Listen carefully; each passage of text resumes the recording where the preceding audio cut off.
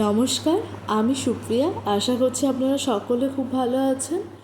Supriya's food ডায়েরিতে আপনাদের সকলকে জানাই স্বাগত। তো আজকে আমি আপনাদের সাথে শেয়ার করছি একটি মজাদার রেসিপি, সেটি হচ্ছে গুগুলি কারি।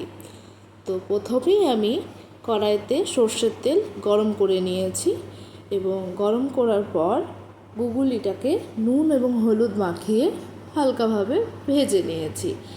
আর আমি বাজার থেকে গুগুলি কিনে নিয়ে এসে নুন আর হলুদ দিয়ে গরম জলে ফুটিয়ে ভালোভাবে বেছে নিয়েছি। তো গুগুলিটা ভাজা হয়ে গেলে ওই তেলেই ছোট ছোট করে কাটা আলু ভেজে নিয়েছি খুব হালকাভাবে। খুব যে লালচে লালচে করে ভাজতে হবে এমনটাও না, মোটামুটি একটা হালকাভাবে ভেজে নিয়েছি।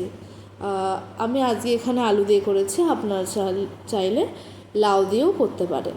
তো ভাজা হয়ে গেলে তেল গরম হয়ে গেলে সেখানে কালো জিরে ফোড়ন দিয়ে দিয়েছি 1 টেবিল চামচ মতো। আমি এখানে কালো জিরে ইউজ করেছি, আপনি যদি মনে করেন অন্য কিছু ফোড়ন দিতে পারেন। কালো জিরে দেওয়ার পর আদা রসুন আর 2টো শুকনো লঙ্কা পেস্ট করে ভালোভাবে দিয়ে দিয়েছি। এখানে আমি একটা কথা বলে রাখি, আপনারা যদি মনে করেন যে আগে পেঁয়াজ ভাজবেন, ভাজার পর পেস্ট দেবেন, সেটাও করতে পারেন। আমি এখানে আগে মশলাটা দিয়ে ভালোভাবে নাড়িয়ে নিয়েছি এবং মশলাটার সাথে একটু একটু করে হলুদ আর কাশ্মীরি লঙ্কার গুঁড়ো অ্যাড করেছি। এরপর আমি পেঁয়াজটাকে পেস্ট করে দিয়েছি এবং পেঁয়াজ পেস্ট করে দেওয়ার পর খুব ভালোভাবে নাড়িয়ে নিয়েছি যতক্ষণ না পর্যন্ত তেল ছাড়ছে। আর এটা যত কষাবেন তত কিন্তু ভালো লাগবে, কারণ এটাও কিন্তু মাংসের মতনই একটা উপকরণ বা মাংসকেও হার মানিয়ে দেয়।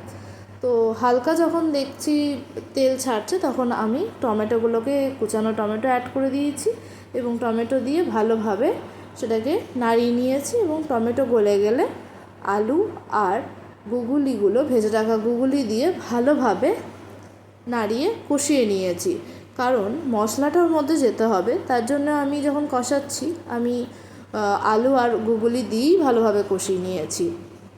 তো কষানো হয়ে গেলে দেখুন আমি এখানে 2টো পাকা লঙ্কা ইউজ করেছি, চেরা পাকা লঙ্কা। আপনারা যদি মনে করেন যে এখানে লঙ্কা ইউজ করবেন না, সেটাও করতে পারেন।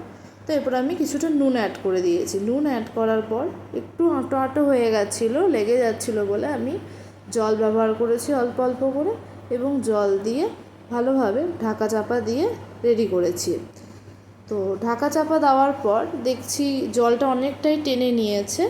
তো টেনে নেওয়ার পর আবারও আমি পরিমাণ মতো নুন দিয়ে নিয়েছি এবং দেখছিলাম যে আলুগুলো ভালোভাবে সিদ্ধ হয়েছে কিনা। আলু সিদ্ধ হয়ে গেলে আমি নামাবার আগে শাহি গরম মশলা ব্যবহার করেছি। আবার আপনারা কিন্তু ধনেপাতাও ব্যবহার করতে পারেন। তো ধন্যবাদ, কেমন হয়েছে জানাবেন।